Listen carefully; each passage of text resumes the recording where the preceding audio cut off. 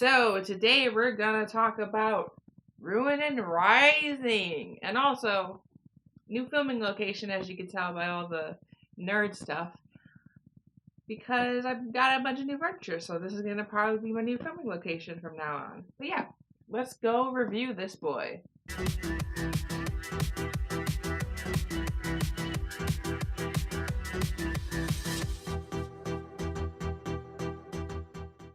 Hey dudes, what's up? It's Assassin, and today we are going to review Ruin and Rising by Leigh Bardugo, the third book in the Shadow and Bone trilogy, part of the Gearshaverse. The Gearshaverse also includes Six of Crows, King of Scars. Yeah. If you know, you know, right? So if you watched any of my other reviews of this book franchise, you may know that I am not the biggest fan. And it did not change with this book. Maybe even get worse. I don't know. I just finished Six of Crows. So I'm not going to talk about Six of Crows. But let's just say that book made me really dislike this trilogy. Like, really dislike this trilogy. But I won't spoil my thoughts on Six of Crows. You're just going to have to watch the review for that.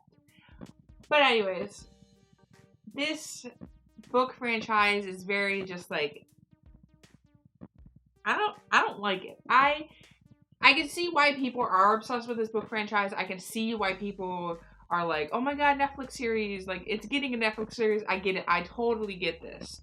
But I personally don't like this series. I don't.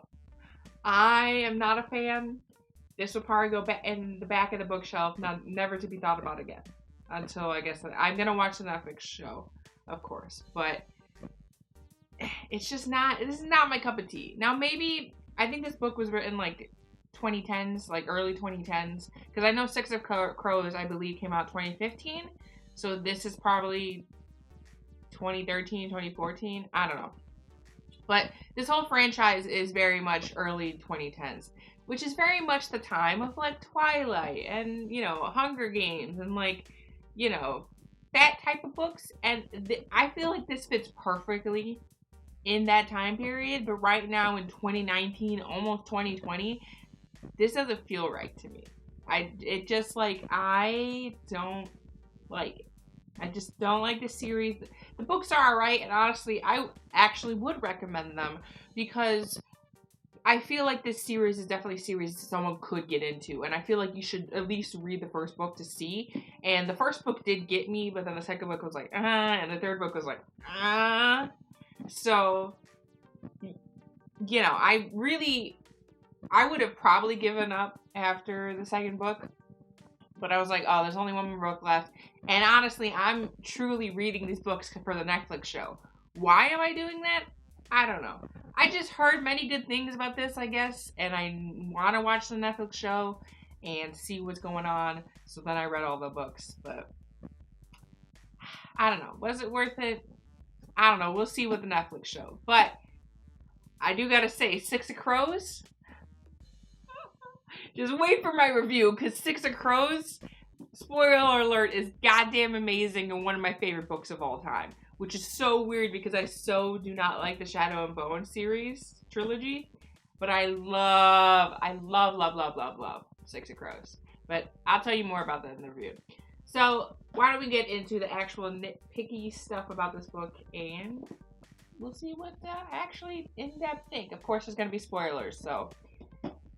yeah. So, first things first, let's just say Alina and Mel forever, my dudes. My dudes, y'all who hate Mel can fight me because they end up together. They are endgame. They are perfect. I love Mel with all my heart. That has not changed. I love Mel so much. Oh my god. Y'all can fight me. I want his tattoo. Like the I Become Blade tattoo that he has. I want it. I don't want it because, like, oh, I love Alita. No, ew. No, I want it because I love Mel. I am Become Blade for Mel. Alright? I'm just saying. I want the Six of Crows, like, crow cup And it has because in the beginning of Six of Crows, it shows the tattoo they have, and it says no funerals, no mourners. I want that, but it says the I become Blade, and then it says another saying from the Six of Crows books that I like. But Alina and Mel, they're cute, they're amazing. I didn't quite like the whole oh, we can't be together because I'm gonna be with the prince and you're not gonna want that and blah blah blah. So let's not. But then they do anyways, which is really pull that back and forth, didn't you, for no apparent reason, because you're just gonna end up together anyways. But whatever, it's fine. I still love Mel. Mel's my favorite character, and you can fight me on that. Mel is the best and only redeeming character in this story. All right, because Alina is an asshole sometimes, just like with all the church people, she was just I'm just gonna leave you all. I gotta do what I gotta do, dude. Whatever. But Mel is my boy. So, I'm gonna admit something to you. We all know, if you watch the other reviews, I do not like the Darkling. Never did, never will. But, for one split chapter, for one itty bitty chapter in this book, you had me. You had me with the Darkling. You had me with Alina. It did. When Alina, went to him and, finally had power over the Darkling, I saw it. I was like, you know what? I could ship it. I felt that. Because, honestly, that scene was nice. When she, teleports to him and is, using her newfound power and is kind of overpowering the Darkling and is not afraid of him, and it's just yo, what up, my dude? And go for it, dude.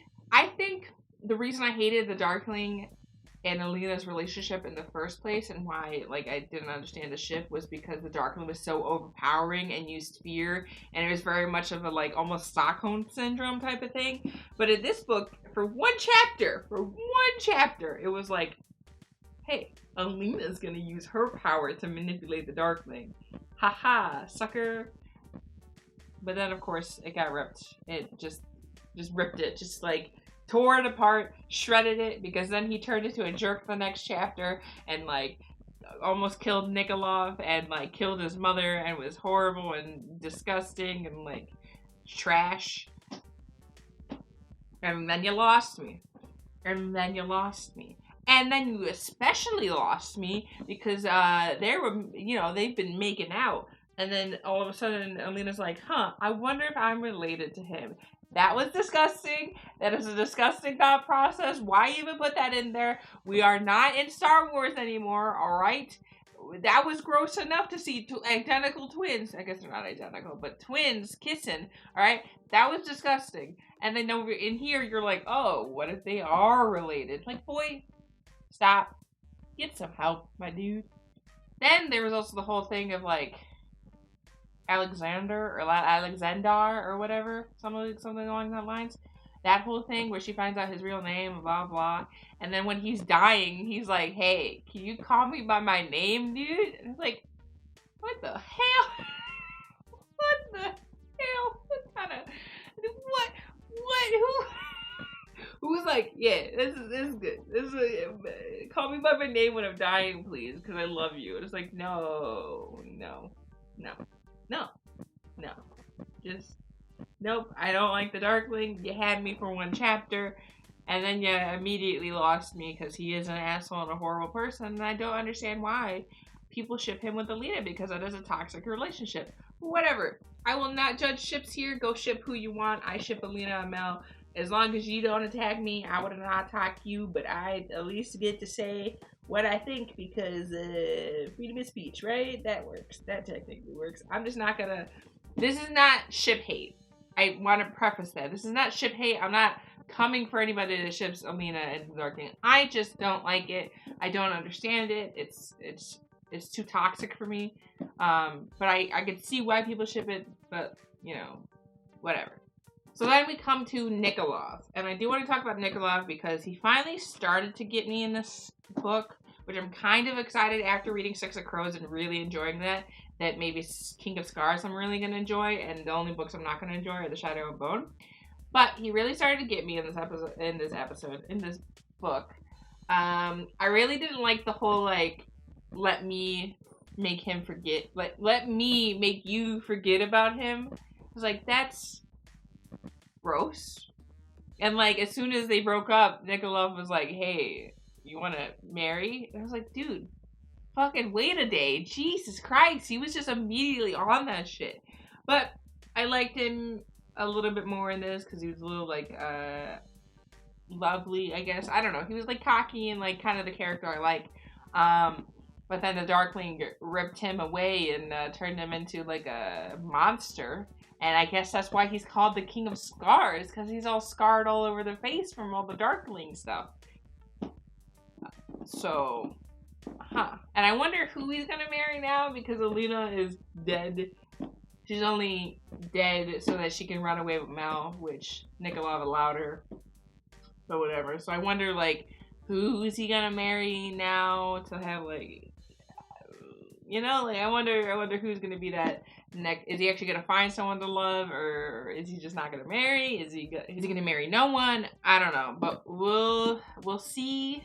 Probably in King of Scars. I think that's a duology. There's gonna be 2 books in that, and that the King of Scars is already out, which I have not read yet, but I am reading. I'm on Crooked Kingdom right now, so I'll get to that eventually. So then, another thing about this ending. I want to know what's up with the sun people. Like, now all these people have sun powers, the sun summoner powers, right? How do you train them? Nobody knows how to use the sun powers besides Alina, and she's dead. And even though she's not dead, she doesn't have her magic anymore. So, like, how are you?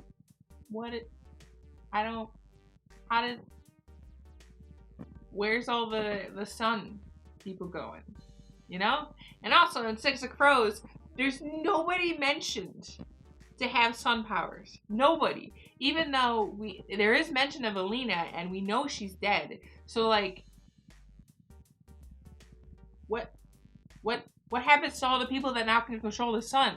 Because as soon as they stabbed Mel or whatever and he died, she lost her sun powers and a bunch of people gained sun powers. So, like, what happened to all the sun summoners? I want to know. Okay, even though I don't like the series, like, they just seem to disappear, and maybe they're brought up in King of Scars, but, like, they're just gone. They just don't exist, and I don't understand, and I want to know.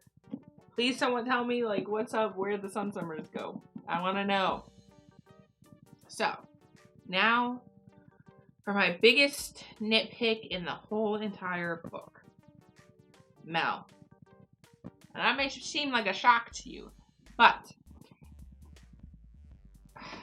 we find out Mel is the 3rd power amulet thing, whatever they're called, the thing that powers them up. It was supposed to be the Spire Bird, but it turns out to be Mel.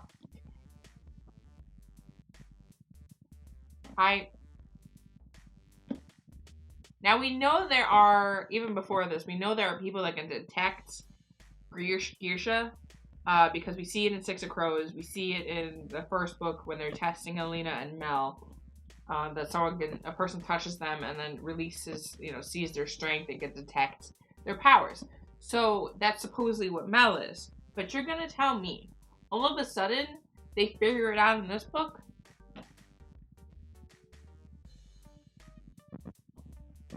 There's just, so we find out that Darkling's mom, her dad was the person to make all the amulets, because he's a really good corporalic, or fabricator.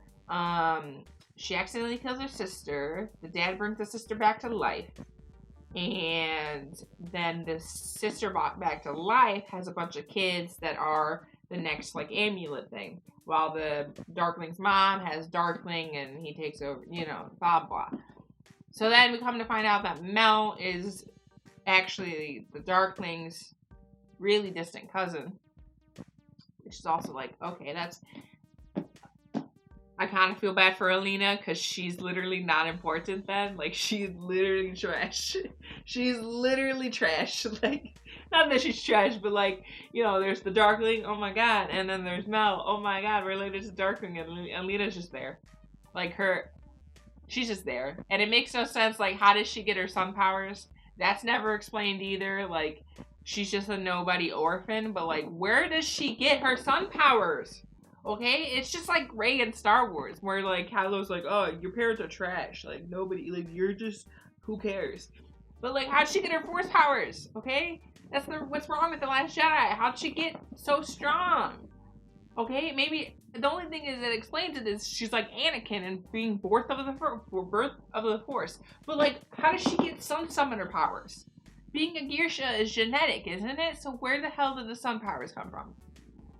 And then, how does Mel somehow become able to detect Grisha all of a sudden? That's some bull, because they were going after the fire thing, and then he grabbed her wrist, and then her powers like spewed out, and then they realized, oh shit, Mel's the thing, and they gotta kill him, and then she's like, ah shit, I gotta kill my boyfriend. I'm not gonna do that, we're gonna figure a way out over this. How have they never realized this before? Mel and Alina have been together for goddamn years. They've been making out, they've had sex, all these things, and you're telling me they've never had skin-on-skin contact? That's some bullshit, okay? Unless it's somehow only the wrist. Mel only has to touch a Geisha's wrist to power them up. You're not gonna tell me he's never grabbed her wrist before? Like, how is this the first time we've ever seen Mel spoke her power? Like, bring up her power? Bullshit? Yeah, I call bullshit. It's such a bullshit thing. And then we come upon that we're gonna have to kill Mel. Like, they're gonna have to kill Mel, they're gonna have to kill Mel, they're gonna have to kill Mel. Alright? And then we come to the ending battle, and guess what? You have to kill Mel. They do. Kill the Darkling. Everybody's a sun summoner. The Unsee is now not a thing anymore. The darkness is gone, whatever. But Mel's still dead, and she's crying, and she's like, holy shit, Mel's dead. And then she's the one that had to kill Mel, which sucks. But then all of a sudden, here comes Heart Tenderer to save the day, and they bring Mel back to life. Okay. That pissed me off. Not like, I was crying because I goddamn love Mel with all my heart. And then you just kill him. And then you just kill him. And then I was crying. And then you just bring him back to life.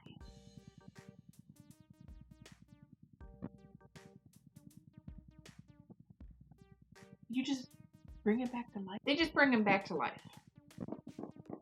Like, you were playing it so hard that you're gonna kill Mel, and then you just don't. You just pull back on it. You know how much I hate that? That the whole point of it is just thrown out of the water. And not gonna lie, I love the cute ending. I love that Mel and Alina got together. Okay, it's cute. I love it. I appreciate it. That's what I wanted.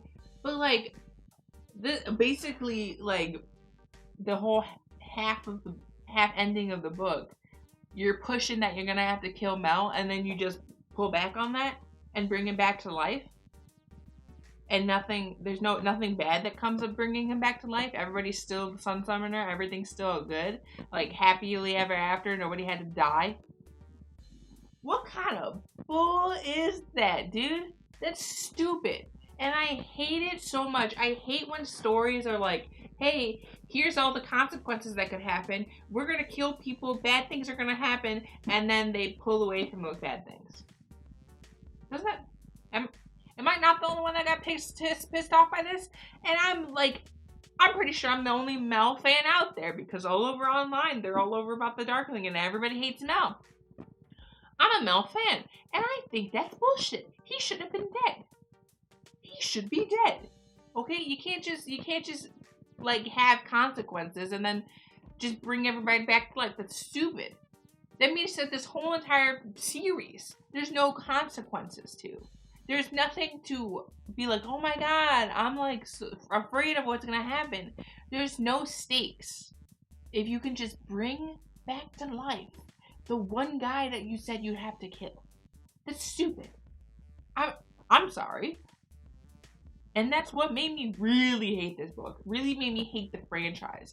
You can't just do that, okay? There has to be stakes. There has to be consequences. There has to be permanent consequences.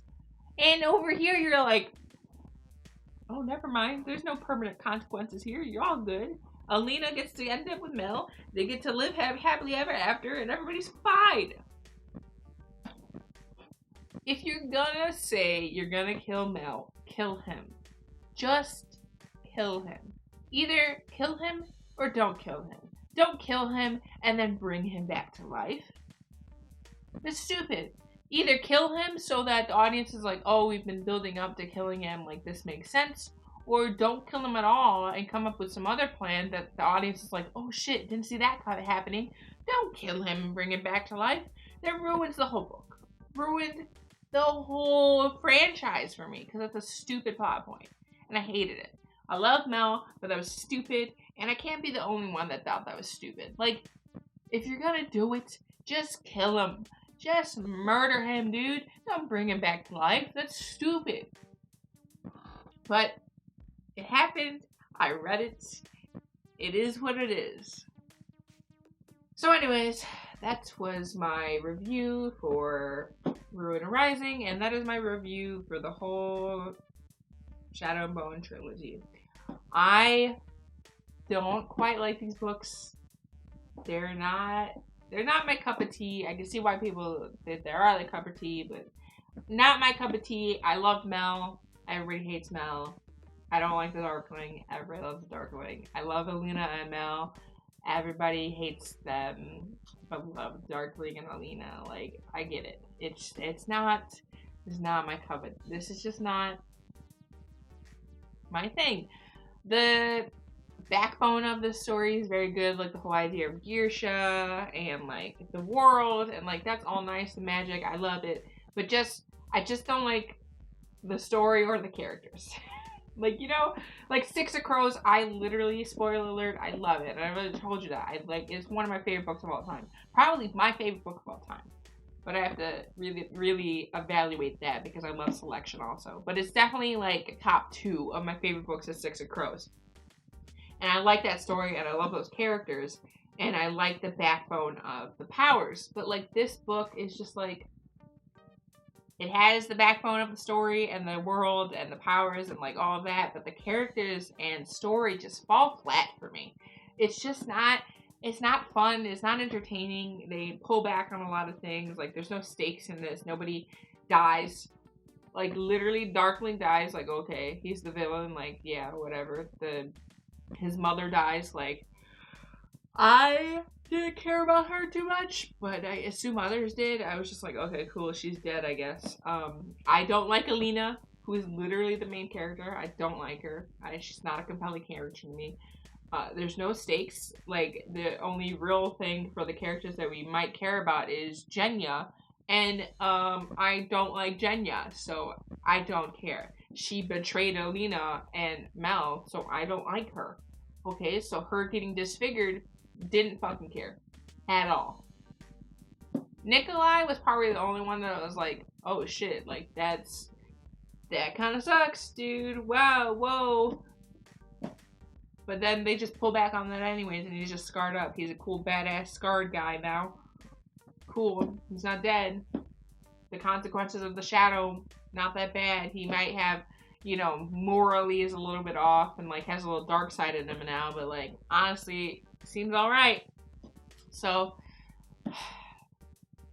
I was really anticipating these books. I've heard a lot of good things. Like people love these books, and I was excited. And I wanted to read it because the Netflix show was just announced. So I was like, of course I'm gonna go like actually read these things.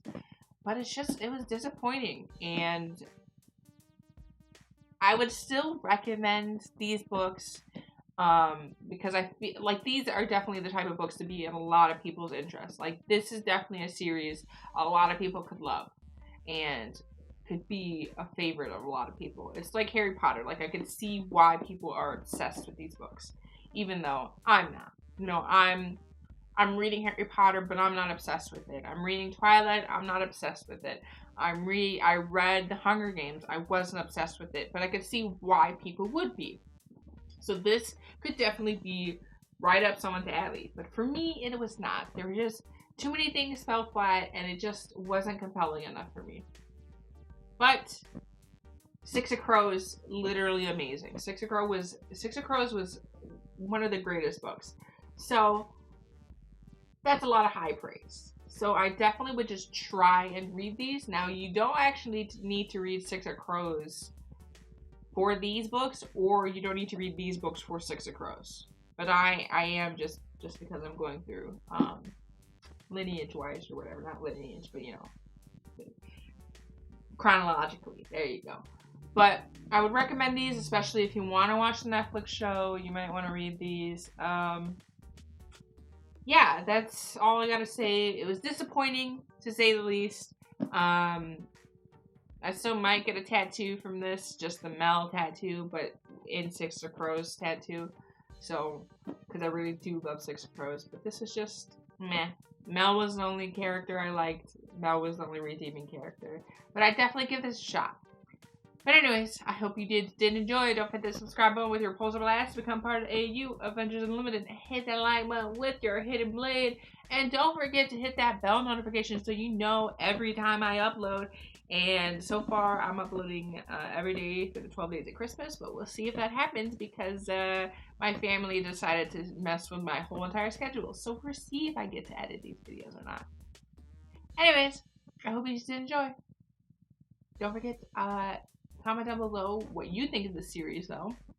What do you think of Netflix casting? Anything else you want me to read? Any other videos you want to see? And yeah, see you dudes later. Bye!